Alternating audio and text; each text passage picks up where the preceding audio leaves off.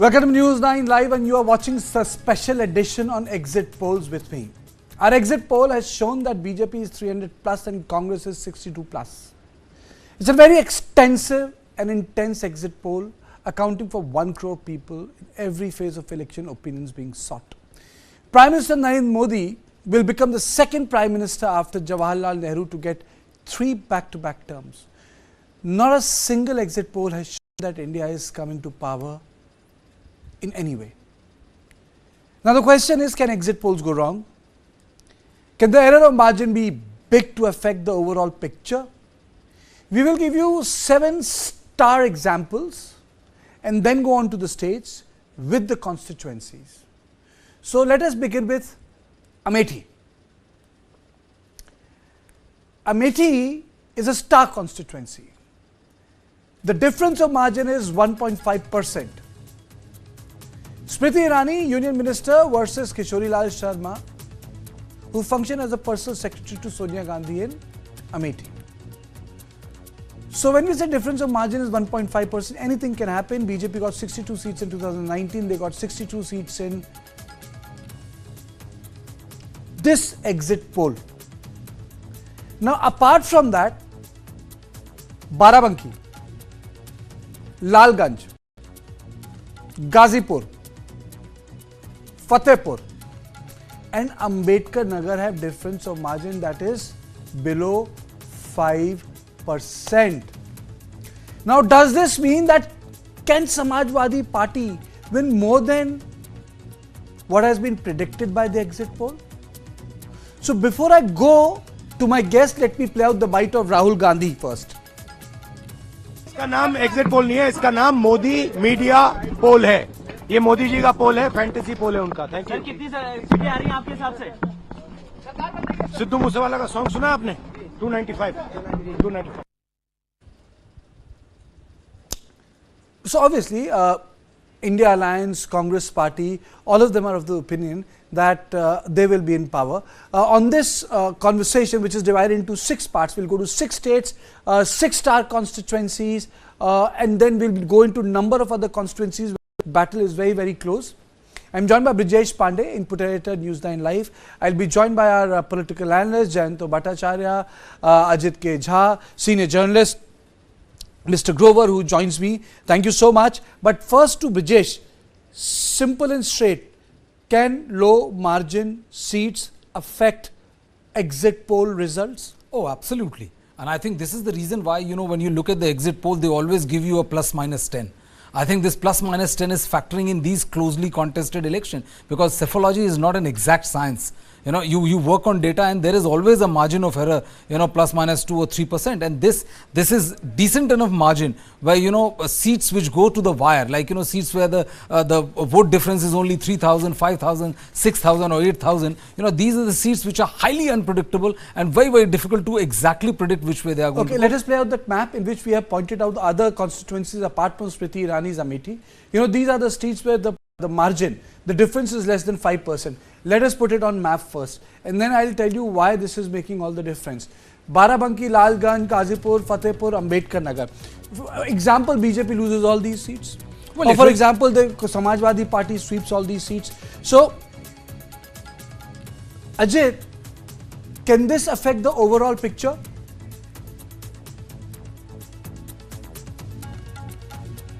In terms of number of seats in the whole country, you mean, or otherwise? UP.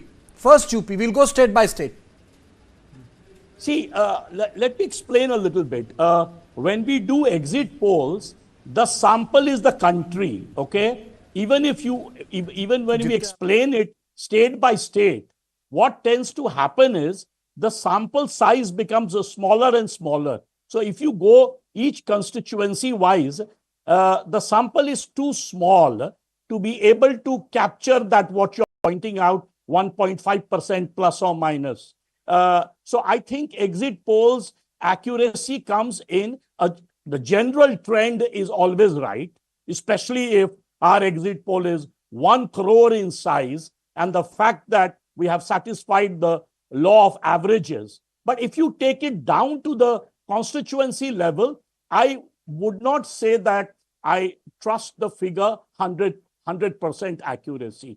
So, if I think the overall numbers of 62 might come, but if you go down to Barabanki, whether we will win this or not, in Fatehpur, whether who is winning, there I think it might be slightly inaccurate by 3% plus or minus, given that these are tight seats, within less than 5%, I would say the accuracy of this cannot be taken very seriously. Okay, Jayanto, and then I'm going to play out the bite of Jairam Ramesh.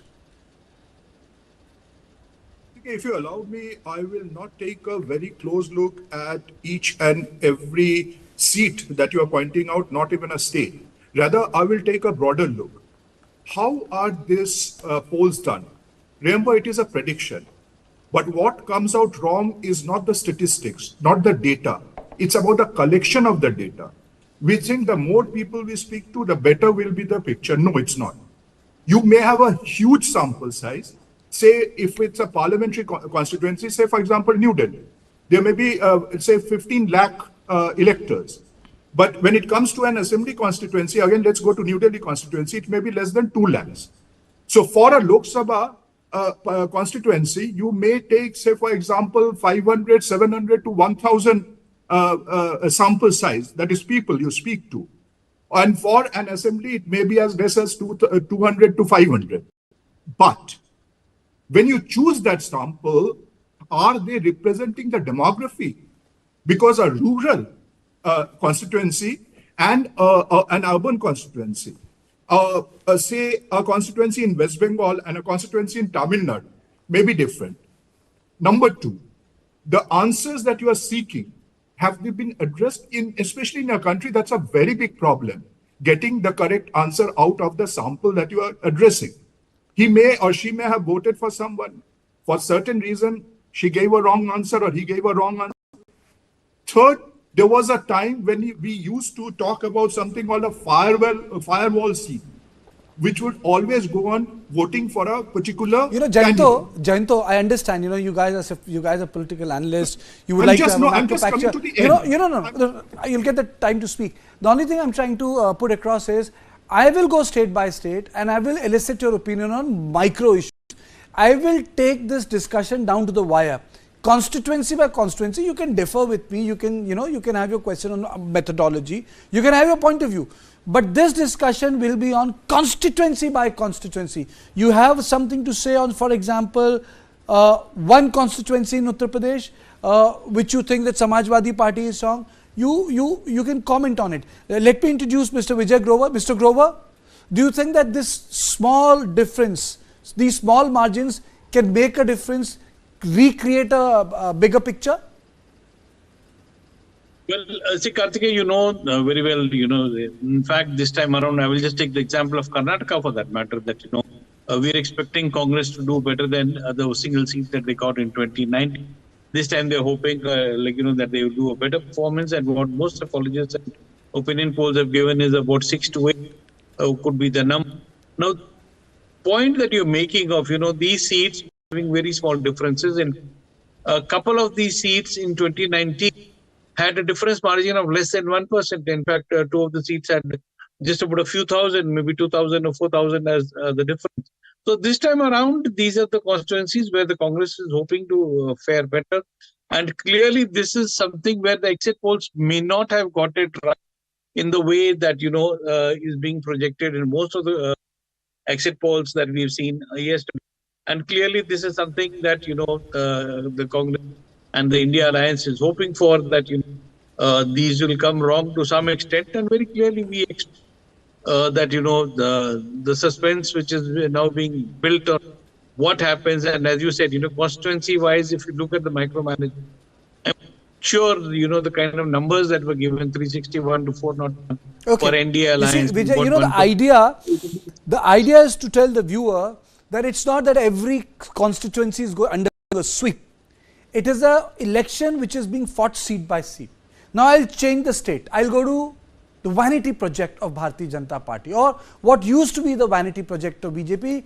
Yes, I am talking about Odisha. This time BJP is all set to break its own expectation. They will not only do well but make history too. After 1998, BJP will become the first party to get more seats than BJD in the state they have ruled for so many years. So the question is, Odisha for taking? Now, let me talk about Sambalpur first. Star constituency. Is Dharmendra Odisha's new Pradhan? That's what I'm saying. Is Dharmendra Odisha's new Pradhan? Dharmendra Pradhan and Pranay Prakash Das. The difference of margin is 2.5%. Now, exit poll gives NDA 13 seats, BJD to settle with 7 seats. So, what does it mean in a close contest? Can we see an upset? But before I get into that, let us see what Mr. Pradhan has to say. चुनाव गिनती शुरू होगा, ये 400 तक ही पहुंचेगा और उड़ीसा में जैसे हम लोगों की अनुमान था कि हम लोग 15 से ऊपर 15 से 21 तक कहीं भी जा सकते हैं और मेरा मानना है ये बहुत चौंकाने वाला रिजल्ट उड़ीसा से आएगा। मोदी जी की डंका देश में बज चुकी है।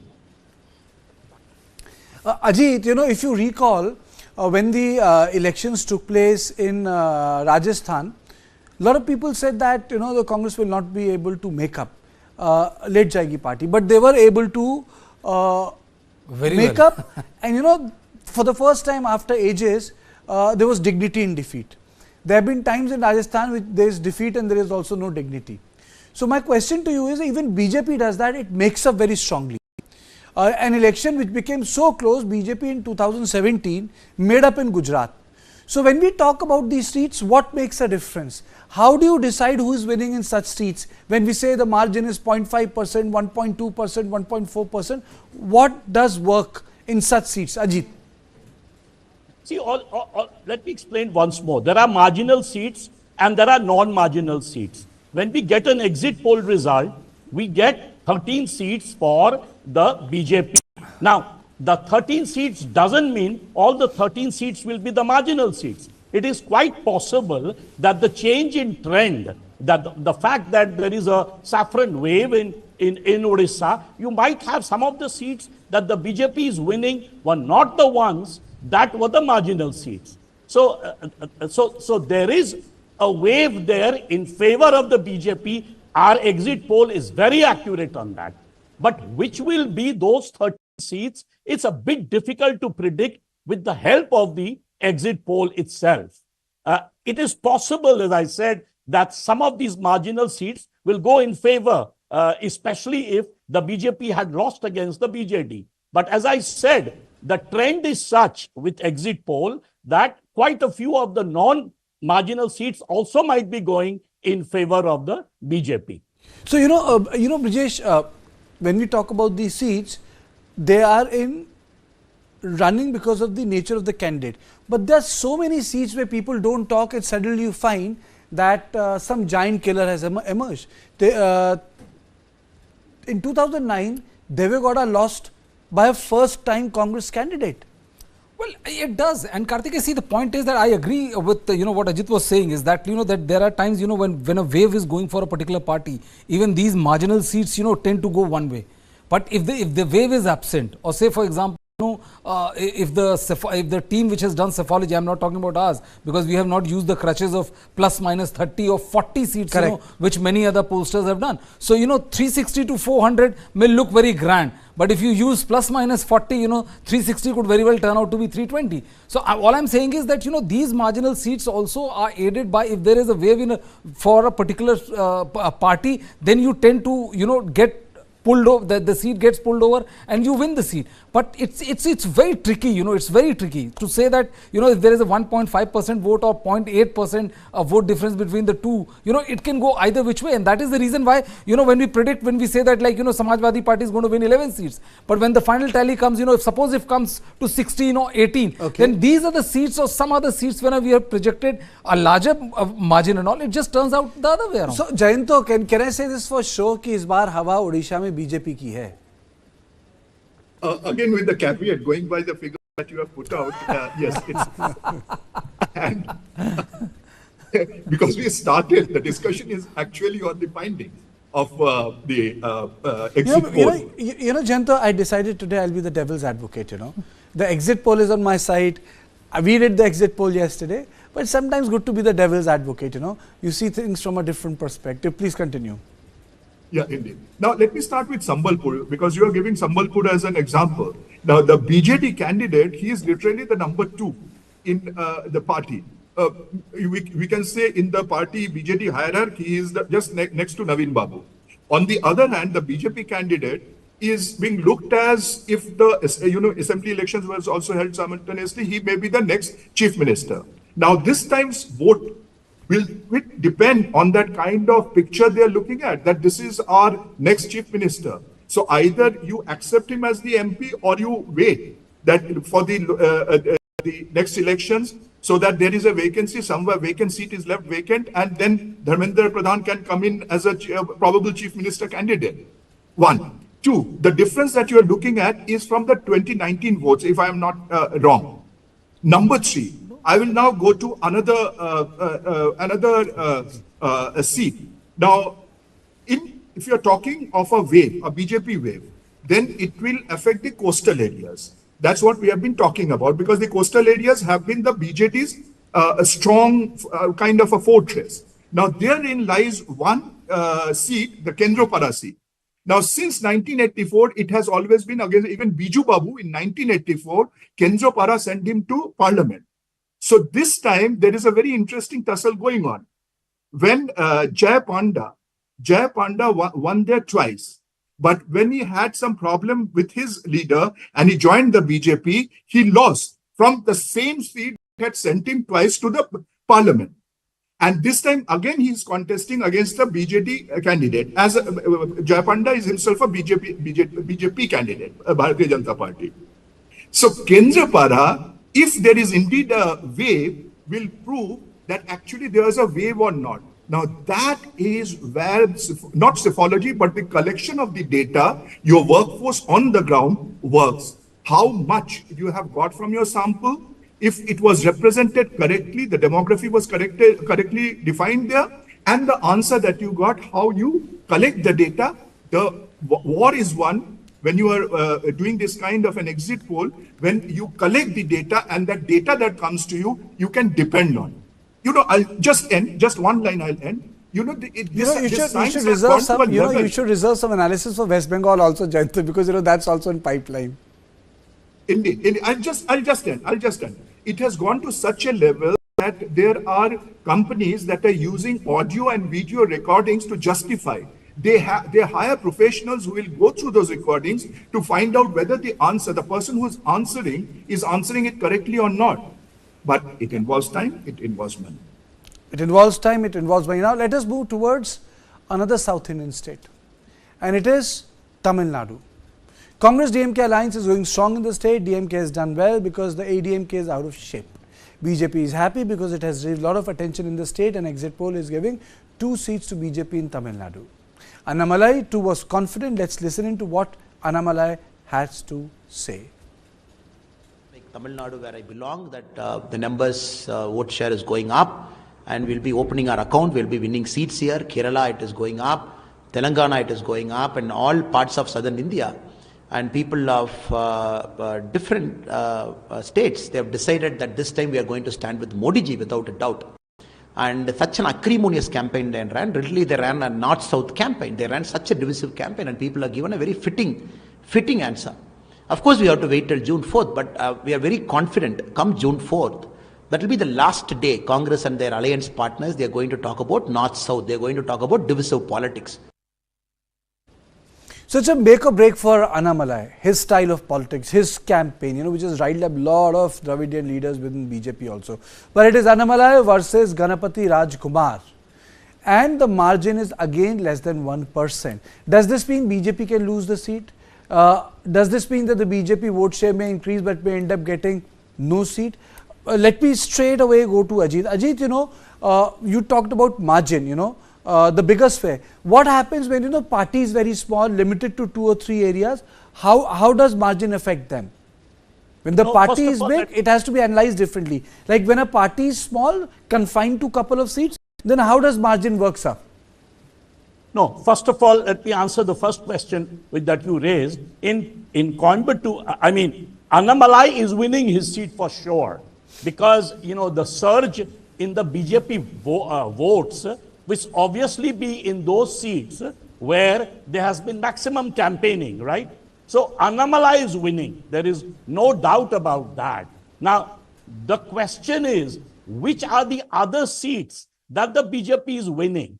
That is where I was trying to tell you that when the wave takes place, is it only covering the marginal seats, or is it covering other parts of, other seats as well? Generally, what tends to happen, it happens geographically. Like, I have a feeling Kanyakumari might end up being one of those seats that the BJP might win. But then again, when the list we saw yesterday, Kanyakumari was not there, right? Kanyakumari, a seat where the BJP and the RSS activity in that area is quite high. So normally what tends to happen in different states, certain areas, the party which is sweeping ends up winning. Like take Bengal. In Bengal, North Bengal, Make the an BJP example. sweep. Ajit, when we were discussing yesterday Kerala, I was surprised. Every Delhi journalist who went to Delhi went to Thiruvananthapuram. And there was a comparison between Rajiv Chandrasekhar and Shashi Tharoor. But then the name came was of the Gopi. Suresh Gopi. So, which means it means that sometimes even the best of the media houses, even the best of technical, statistically supported staff can miss these little pictures. It can happen. Are you asking me this question? Yes, absolutely.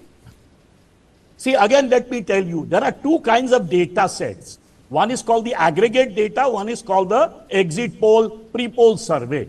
The pre-poll survey exit poll data doesn't help us to know which marginal seats we are winning. The swing ratios help us to measure that. The data we have in front of us is the exit poll data, right? From there, it is very difficult to figure out which are the constituencies. We know the number of constituencies. That won't go wrong. If we are saying that the BJP is winning 2 or 4, then that number won't go wrong. What might end up going wrong is picking up those constituencies. That's all I'm saying. So instead of one, the BJP might win. But if we had the aggregate figure and the swing ratio, which Surjit Bhalla had done, then we would know exactly which constituencies are these the swing constituencies, are these the non-swing constituencies. Okay. But right now in front of us, we don't have that aggregate data, which is also sometimes called ecological data. We don't have that. Ecological data. Fair enough. Mr. Grover, what's your big picture in Tamil Nadu? Okay, as far as Tamil Nadu is concerned, it's a lesson both for the BJP and for the AIDMK that if they had not called off their alliance, they would have been in a better shape than they are today, or what they will be on the 4th of June. Very simple. And the reason for that was attitude of Annamalai when he was negotiating with the AIDMK. Now, very clearly, one thing that has been historically a part, that as long as Jayalalitha was leading the AIDM, she always had the BJP as the junior player, and she led the alliance in the state and always ensured that BJP won 1 or 2 seats. This time around, we saw the friction and the kind of attitude that AIDM leaders had. Very clearly, the challenge was that they were not able to get into a good alliance. Now, even talking about the Coimbatore seat, I don't know where this data of 38% vote share for the BJP is coming, but the fact is that the last time around the party had only about 7 to 8% vote share in that constituency. And that I'm talking of the assembly election. And as far as the district which constitutes 7 MLA seats, I don't think so the BJP would be able to cross even 5% in the 2019 elections. Such a big surge is something which, in a triangular contest, because the AIDMK also had a candidate who was a sitting MLA over, and that clearly looks like something that it could be a very tough call and not the kind of figures that, Annamalai would have a cakewalk as far as, this particular constituency But is what's your big concerned, picture, because Vijay? For Tamil Nadu, for Bharatiya Janata Party, what's your big picture? I assume that maybe the Kanyakumari seat, which traditionally in Nagarkot has been a constituency which 2 times the BJP has won in the past. I think so that could be one seat that the BJP will get as far as, Tamil Nadu is concerned. Vijesh? See, there's also one thing, he brought out the fissures, and which was the missing picture, because if you remember, we ourselves have done several shows, and in which, the AIADMK spokesperson, when he used to come, and in our shows, when you asked him a question, he said, like, the BJP has to remember there's only one lion in the jungle, and that lion is us, not them. And the kind of acrimony which was there, it forced them to part ways, because the AIADMK made it very clear that the kind of statement which Annamalai is making, and the kind of disrespect he is exhibiting towards senior leadership, it's either him or the alliance. The BJP chose to go with Annamalai. There are also times, when we have witnessed, like in the case of Bandi Sanjay in Telangana, if you remember, everybody thought that Bandi Sanjay is making all kind of noises, all kind of statement and all, and everybody thought that, that he could be the next big thing as far as Telangana Assembly election is concerned. He didn't turn out to be that thing.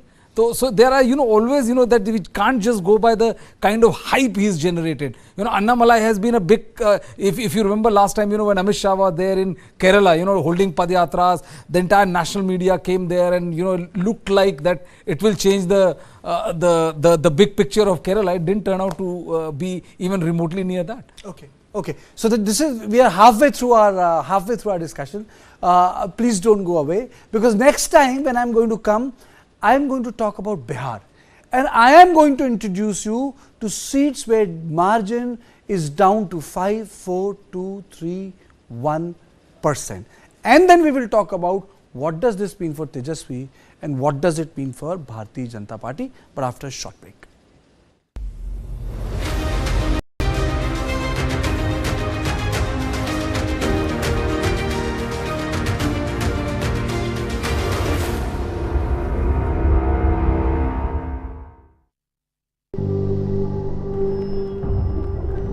Helps beat sensitivity fast. Sensodyne Rapid Relief.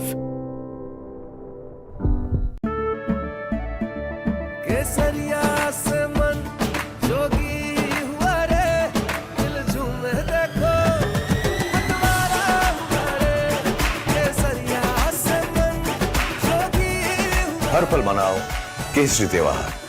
विमल, बोलो जुबान Kesari. Forever there are simultaneous election of parliament, assembly and municipality and panchayat. So that framework has to be given in the constitution. That amendment has been suggested. Are you going to take the power of dissolution? I mean, it doesn't require any rocket science to do this. It's a simple constitutional amendment, and the idea is everything goes together. The Law Commission has set the ball rolling for one nation, one election. Basically, if all goes well, then India may see simultaneous elections to Lok Sabha, state assemblies, municipalities and panchayats in 2029.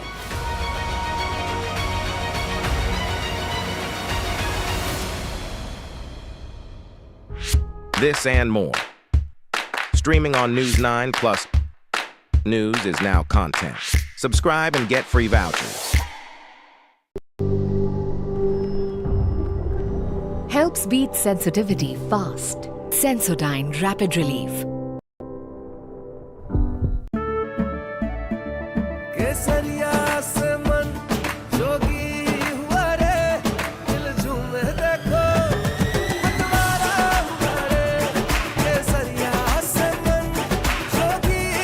हर पल मनाओ केसरी त्योहार। विमल, बोलो जुबान Kesari.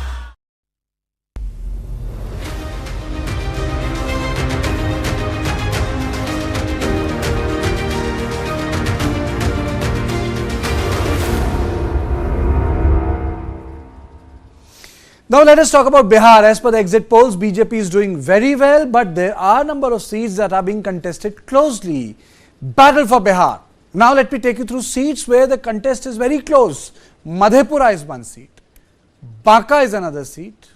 Munger is another seat, Valmiki Nagar is another seat, Sitamarhi is another seat, Supol is another seat, Saran is another seat.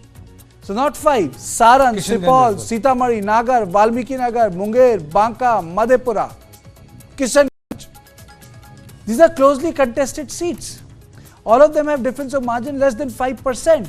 The fight is between RJD, Congress and BJP, JDU combined. BJP sits pretty, but a number change can affect a lot of seats. Let us play out the reaction of Manoj Kumar Jha and Samrat Chaudhary first before I go back to the guests. ये व्यक्ति जिसका नाम तेजस्वी यादव, इसने प्रधानमंत्री जी की हवा tight कर दी। प्रधानमंत्री जी रोजगार पे नहीं बोले, ये रोजगार पे बोलते रहे। आर्थिक सामाजिक न्याय पे नहीं बोले, ये उस पर बोलते रहे। अगर उसके बाद भी वो फिर से प्रधानमंत्री बनते हैं तो मुझे तो चिंता होगी कि लोकतंत्र मेरा उतना स्वस्थ नहीं है जितना हम सोचते हैं। इसलिए मैं कह रहा हूं 4 जून का इंतजार किया जाए। क्या होता है एग्जिट पोल? बिहार के संदर्भ में 2 बार अब हमने देखा है, मुंह की खानी पड़ी सबको, तो वैसा ही कुछ होगा 4 जून को। पूरे बिहार में 40 सीट पर चुनाव हो रहे हैं, लेकिन 2 सीट जहां पर लालू जी का परिवार चुनाव लड़ रहा हो, वहां हिंसे के बल पर, गुंडागर्दी के बल पर चुनाव जीतना यह अत्यंत ही दुर्भाग्यपूर्ण है। लालू प्रसाद जी 2005 के पहले के बिहार के तरफ ले जाना चाहते, जहां वो बूथ कैप्चरिंग करके चुनाव जीतते थे, बिहार के लोकतंत्र को संसार करने का काम करते थे। इसलिए पूरी तरह हम लोग, पूरी सरकार और पूरी तरह इलेक्शन कमीशन से भी हम लोगों ने आग्रह किया इस पर शीघ्र से शीघ्र कार्रवाई हो। और ऐसे लोग जो अपराधी के बल पर राजनीति करते हो, बिहार की जनता ने पूरी तरह देखने का भी काम किया। So I'm saying, can exit polls go wrong? And this is the poster on which I have based my show on. Can exit polls go wrong? Yes, they went wrong in 2004. Everyone gave numbers to Vajpayee and Sonia Gandhi came to power. Exit polls can go wrong. We have done an excellent exit poll. But today I'm just being the devil's advocate. Exit poll ka sahi hona is one thing. Then there is something called margin of error. You say they'll get 200 seats. They might end up with 240 seats. Sometimes you say 300 seats. They might end up with 270 seats. So margin of error takes place. Let me just go back to Jayanto. Jayanto, Bihar is being contested very intensely. There are seats where you have up close and personal battle. So how do you think the Bihar is going to shape up? BJP no doubt is an advantage, but do you think that Tejasvi can spring up a surprise, Jayanto? The particular seats that you showed, these are seats, for example, which I've taken from the exit polls that are below 5%. I don't want this to is not 2019 or previous data. This is exit poll data. This is exit poll data. The seats that you are sharing with us, I do agree with you. These are going to be very tight. And remember one thing, the situation has totally changed. Because what Nitish Kumar, the present Chief Minister, I think it's been continuing for a long time now. After his fast movement, if I can put it that way, between this side and that, his acceptance may not be where it was. So all this that you have shown, there are a few of them. Let's take the example of Patliputra. So in Patliputra, it's a kind of a niece versus uncle. So this niece versus uncle is a direct fight between the RJD and the BJP. So therein today, under the circumstances where the India bloc is together, there may be Misa Bharti may have a little advantage. We can say that. But in certain places where the JDU is there it may be difficult to retain. And considering that 5% and less than 5% difference that you have found out during your last, I think, opinion poll plus exit poll, if I am right, therein I would say that yes, it gets really tight in all these places. But the overall figure, the way you have projected it, I do tend to agree that the RJD will not be zero, obviously this time. They have the support of the other parties also. And if they're able to transfer the votes to each other, because remember one thing, that earlier there was a tacit understanding, but not a direct understanding. They did very well during the assembly when they actually came. I think, one of the interesting things which I would like to point out here is that, that the JDU is the weak link. It is not the BJP which is the weakling, JDU is the weakling, and majority of seats which you are showing right now here, Supol, Madhepura and others, Madhepura, Baka, Munger, Valmiki most Nagar. of these are JDU seats. It's a fight between JDU and RJD. Sarang, Kishanganj, Sitamarhi. 0.27, 0.5, 1.2. I think the RJD has a much better chance of converting them into victory than JDU has. I think I should take Ajit to his home turf. Ajit? I completely agree with Brijesh that because we already know that the BJP is sweeping all the 17 seats. So it's precisely the JDU seats which are under trouble. We also know that Chirag Paswan is winning 4 out of 5. So basically we are left with the JDU seats. My own understanding is, and it's a very simple rule of the thumb, if these seats are in the north of Bihar, Mithilanchal, which you have pointed out, like Supol, for example, it's bang in the middle of Mithilanchal. Obviously the BJP is going to, the NDA is going to win that. If it is not in Mithilanchal, if it is in, let's say, central Bihar or southern Bihar, that's where the RJD has a strength. Why am I saying that? Because the Yadav belt is mainly in central Bihar, south of Ganges or in the Diara area. Whereas if you go to Mithilanchal and Simanchal, these are dominated by, of course, Muslims. Simanchal is dominated by Muslims, but in Mithilanchal, these are dominated by Brahmins, Dhanuks, and let's say the fishermen community. And these have all moved towards the BJP. So if you look at the picture of Bihar, it's like a simple explanation is North Bihar, north of the Ganges, totally with the NDA. South Bihar, some of these seats, especially as I said, the Diara area. And the Diara area is basically the area which is right next to the Ganges to the south. That is precisely where the RJD will win a few seats, as we are predicting something like 7 to 8. Okay. Vijay, your thoughts on it?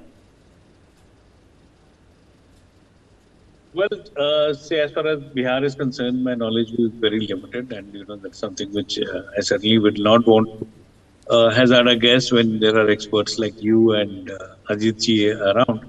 But clearly, this is something, these are the two states, I would say, UP and Bihar, where entire South India is looking for, because the kind of shift, from 2014 to 2024 that we are seeing in the South, where the BJP has got distanced. Annamalai was talking about North-South divide. Let me tell you very clearly, the North-South divide is very visible over here and is something which is not a political game. It is something which is a very clear day-to-day life that people are now talking about North-South divide. And that is a big concern, I would say, for the simple reason, because even now in this elections, people say, or when you talk on the streets to the people, they say it's only the North states like UP and Bihar that the BJP is banking on. And, if pulls around a victory, it would be only from these cowbell states. So clearly, this is something where the voting patterns have shifted. And, the kind of curiosity that is there for the southern states result in South India, it's also there for UP, Bihar, because clearly the fortunes of the country will be changed by these two states. Is what is the expectation, the performance as Ajit ji was saying, or you were talking about. I think to 100 to start off from two states, BJP should have no issues in terms of... We have two more important states to go. Wait a minute, we have two more important states to go. I'm talking about Rajasthan. Rajasthan is peculiar. 2014, 2025, Bharatiya Janata Party swept Rajasthan. 25 out of 25. It's supposed to be a tough state. But Congress seems to be making some sort of a comeback in the state. As I said, in both 14 and 19, 25 seats went. But TV9 exit poll is giving India Bloc 5 seats and 19 seats to NDA. Now let us look at the data, how this battle royal is panning out. And what are the 6 seats where the margin is less than 6%. And these are the seats: Junjunu, Alwar, Ganganagar, Jaipur, Gramin Bharatpur, Karoli, Dholpur. These are the seats where the fight has become tight. So my question to you, Jayanto, is, we have given lot of benefit of doubt to Congress, but we have seen that the BJP has the habit of coming back, even late in the round, and resting seats which seems to be tough. ऐसा भी तो हो सकता है सारी की सारी सीटें कांग्रेस हार जाए और फिर ये 25-0 हो जाए, कम मार्जिन से जीत जाए. पता लगा 500 वोट से बीजेपी ने ये कम मार्जिन की सीट जीती और फिर 25-0 हो गया. Yes, indeed. Kartikeya, I do agree with you that given the situation in Rajasthan, and especially you mentioned in the beginning about how the state has reflected the mandate, I will not be surprised if that comes out. And one more thing I want to point out here, that the Congress has bit of been in a kind of a muddle, if I can put it that way. They were not able to take certain decision, especially I would say regarding support to the Adivasi party. Now, had they decided this earlier, there may not have been different kind of misunderstandings or debates that arose after they decided to go with a BAP candidate. So all this given together, and especially looking at the past, the results that we have seen, and of course the assembly election results all taken together, yes, I wouldn't be surprised that all these seats wherein you are showing right now 5% difference, yeah, there can be a turn. I do agree with you. There are two things also we need to discuss once the results are out. The most important will be if Congress wins 5 seats, as is being projected, I think it will mark a revival or ensure that Ashok Gehlot remains to be the top gun as far as Rajasthan is concerned. He ensured that it gets a respectable defeat by winning 77 seats, and if they are able to get 5, Congress is able to get 5 seats, it means that Ashok Gehlot ka jadoo barqarar hai, irrespective of what people say. The second thing, interesting thing, which would be look out for, how much has Vasundhara Raje's, lackluster support has turned out to be a party pooper as far as the state of Rajasthan is concerned. Because a state where you are getting all the seats in your favor, losing 5 or 6 seats is definitely not a welcome scenario, especially for somebody like Prime Minister Narendra Modi and Amit Shah. Okay, Ajit. Okay, before I go to Ajit, let me play out the bite of the Chief Minister. Rajasthan में मैंने आपको बताया, पहले भी बताया और आज भी बता रहा हूं कि 25 की 25 सीट हम जीतेंगे। और आप पुराना एग्जिट पोल भी देख लीजिए, वो भी यही कहते थे, आज भी यही है। हमें विश्वास है क्योंकि जिस तरह से राजस्थान की जनता ने भारतीय जनता पार्टी के काम पर, मोदी जी पर जिस तरह से विश्वास किया है, हमें पता है 25 की 25 सीट भारतीय जनता पार्टी की है। So let me just straight away go to Ajit. Is there a silent factor in all this? Rani in Rajasthan? The more important issue here is, you pointed out, look at these marginal seats, right? Ganganagar, Jhunjhunu, both these seats are on the northern border of Rajasthan, basically bordering Haryana. This is the area, if you add Pilani and some of these other Churu, the entire belt sort of is basically bordering Haryana, where the farmers' movement played a very important role. And that is why these marginal seats are likely to go to Congress. The other small strip is the ones that you played, Alwar and to the south. There are these two marginal I would say belt in Rajasthan. One borders Madhya Pradesh, one borders Haryana. And that is precisely the seats where Congress is likely to do well.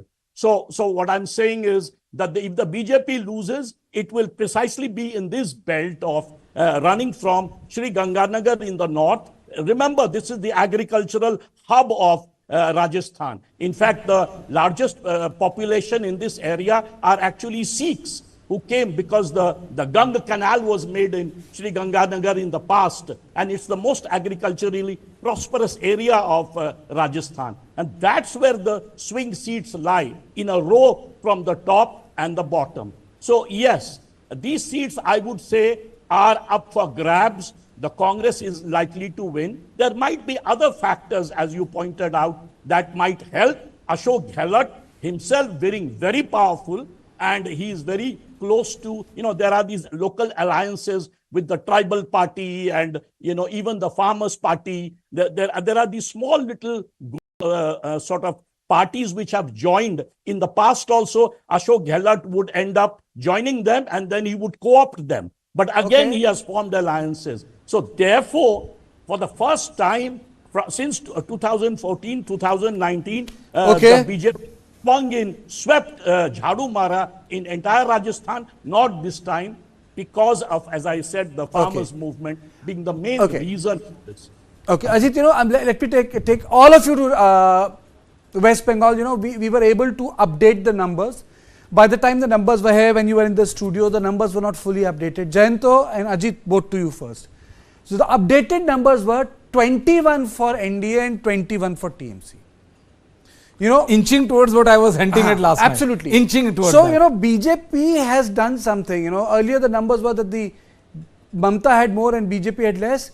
The updated numbers were at 21-21. BJP has made the mark. It has touched the halfway mark. So there is a khela hobe that has happened. But in this khela hobe, there are also number of khela hobes that can happen. The places where khela hobes can happen is Barakpur, Barasat, Alipurdwar, Balurghat, North Malda, Bardhaman, Durgapur. There are other seats, but I'm going to focus on that. And the margin of error is less than 5%. So before we go any further, we will listen to Suvendu Adhikari first. इस बार 400 की ओर जा रहा है, 400 की ओर जा रहा है. वो 2-5 सीट इधर उधर हो सकता है, लेकिन 400 के आसपास ही हमारी सीट रहेगा. और बंगाल में पिछले टाइम जो सीट आया था 2018 में, उसमें उससे ज्यादा सीट मिलेगा और टीएमसी से हमारा आंकड़ा आगे रहेगा. So Jayanto, if you look at these seats which I just read out, Barasat, other seats, let the graphics come on the screen. Let Jayanto see it. Barakpur, Barasat, Alipurdwar, Balurghat, North Malda, Bardhaman, Durgapur. All of them close fights. And it's 21-21. Yeah, indeed. Actually, I would have thought it would be the other way round, because after watching the last three phases, whatever happened there, the way the most important or the most hopeful BJP candidates were being bottled up in several places in the last three phases, especially because if you see the first phase that happened, that was all kind of BJP seats. They were quite confident as it moved, and the West also, North and the West. But as it moved south, that was more or less a Trinamool stronghold. But we saw that the way they were bottled up, I thought it will be the other way around, that the result would first be 21 and it would be updated to something less, perhaps 18 or whatever. Nevertheless, now that these particular constituencies you are showing, I think Barakpur and Bardhaman Durgapur, these two would be really tight contest. Because the Arjun Singh who won from Barakpur is not the same Arjun Singh. He joined the Trinamool Congress, he was not given a ticket, then he went back to the BJP fold, again is contesting. Dilip Ghosh, who was from Midnapur, he had won in Midnapur, he has been shifted to its other Bardhaman Durgapur seat. So all these things together, in that case, Midnapur and Jhargram, they are these two places, the BJP is under great pressure. But on the other hand, there are two other East Midnapur seats where the BJP may do well. So considering all these equations, I would say that 21 may be a very safe target, or rather we can say that the opinion poll or the exit poll, what they have reflected can be a very safe number. We can put it that way. But wherein will this come from, that we have to wait and see. There is another that I would have loved to see in this list is Arambagh. Arambagh is also going to be a very tight contest, and you never know that even it may go the BJP way. So is North Calcutta. I am not so hopeful that it will go to the hopeful, in the sense that in the analytical analysis, after the analysis, that North Calcutta, after the turn of events, it may go the BJP way, but now there is a doubt. Even if Sudip Bandyopadhyay scrapes through, he will scrape through. Okay. Therein lies the question that where would these seats come from? Because as it is, they are in the west of the state, they are already under a bit of stress. Okay. Brijesh, you wanted to say something? I'm just saying that, as I was suggesting, as I was saying and sticking my neck out, I still believe that, that victory in West Bengal is going to be decisive for whichever party wins it. If the BJP wins it, then I think the margin is going to be at least 4 to 5 seats more than what is being projected here. And if the TMC is getting that, then I think BJP will be relegated to lower double digit, if not single digit. If either happens. But one has to have a decisive lead, come what. I need to take this question to Ajit also, because this data came late, and this data completely changed the picture. 21-21. Let me compliment what Bliss said, but let me take a decisive stand on that. I think that the BJP is going to win 3 or 4 more seats than what we have predicted. It's not going to be only 21-20 and 1 Congress. I think it's going to be closer to 24-25 for the BJP. And I think it's basically the northern area, Malda, for example, Pakka BJP going. Also, the marginal seats of Bardhaman, where Kirti Azad is being placed by Trinamool for the first time. I think that the BJP might win. But that's not exactly north. But all the northern seats in this are precisely where the BJP is going to sweep.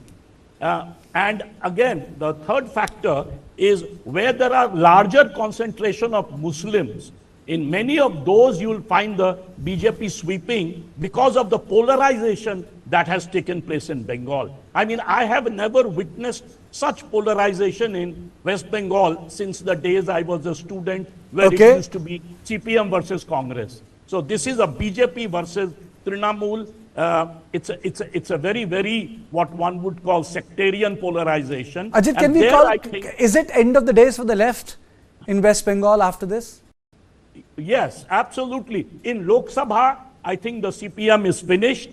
Despite an alliance with the Congress, it doesn't seem to be reviving according to our data. So I think it's end of the way. We will exactly know the situation, what kind of percentage vote they get in the assembly polls. But when it comes to seat, the strike rate of CPM is over because most of the CPM cadres have joined the BJP. You know that famous slogan. The question which I was asking was, Ram instead of the Bam. question, Samajwadi and socialist parties are dead, Ajit. But Samajwadi and socialist party strains are alive both in BJP and Congress. So similarly, the question was, I mean, so you can have a strain of left politics in Congress and many other parties, but left as a political system, do you think it's curtains for them in this Lok Sabha election? Yes, I think so. You know, see, a very good question you asked. Why is the Samajwadi party that revived itself? It was a socialist party. Socialism is dead, but somehow the Samajwadi party or the RJD in Bihar revived itself because they hung on to the Lohia philosophy and they hung on to the caste issue. And that saw a revival during the Mandal movement. Bengal never had a Mandal movement. In Bengal, you don't have the big numbers of OBCs. You have the Bhadro Lok and the Choto Lok. The Choto Lok coming from, scheduled caste, Baudis and all kinds of other scheduled caste in Bengal. So that, I think, has destroyed the left. It doesn't know where to hang itself. It just talks of economic issues. It doesn't have a cultural connect with West Bengal, which Trinamool has, which the BJP is now extending. That's a good answer. I think the one question which also needs to be answered either by Jayant or Ajit is that has TMC made a fatal error by not going along with Congress and left? Who would like, Jayanto, would you like to take that question? I would say it's the other way down, Brajesh. Because going with either the left or the Congress would have kind of shown TMC in a different light. That there is a word, they'll be called right now the BJ Moon. That is, the Trinamool has tied up with the BJP, wherein Mamata has to stress herself to show that she is against the BJP. But going with the Congress or the left would have kind of diluted her stand, that here she was who had come out of the Congress and she had brought down the left, and here she was holding hands just to save herself, number one. Number two, remember, she has only 42 seats to look at in the Lok Sabha. So she has to win as many possible in the case that there is an opposition, wherein the united opposition, if I may put it that way, wherein the number of seats count as to who will be the leader or who will give the leading, who will be in the leading position. So therein she has a direct fight with the DMK, BJP, which of course may not come thereabouts, these kind of parties who may be a threat to us. So she has to look at as many seats as possible to send her representatives to the lower house of the parliament. So these are the two reasons, I think, that played its part when she was taking a decision. Okay. Thank you, Brijesh. Thank you, Jayanto. Thank you, Vijay. Thank you, Ajit, for being part of the show, because I thought that today, I'll just try to be the devil's advocate. There have been a number of polls which go wrong. The polls in America go wrong. The polls in UK have gone wrong. The polls in India have gone wrong. It's an exact science, statistics is not a perfect science, it can give you an indication, it can give you an approach, but when you say that can you exactly count on the numbers, there can be hits and misses. So this is to tell you that there are surprises waiting for you on Tuesday. I am not contesting the methodology, but I am saying that elections are full of surprises, and all the elections have capacity to throw more surprises. So just don't go away. Tomorrow there will again be a special program. I'll be back on the exit poll because it's still more than 48 hours away till the counting begins. That's Tuesday, and on Tuesday we'll have a special program from 6 a.m. with me and Brijesh. But till then, thank you, goodbye, good night. Join me tomorrow.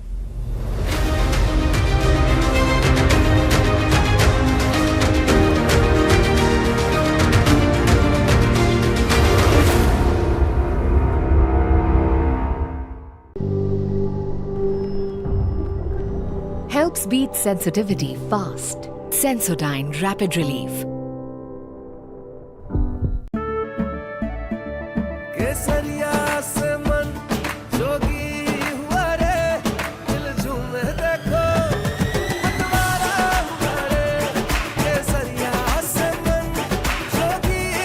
हर मनाओ केसरी त्योहार विमल बोलो जुबान केसरी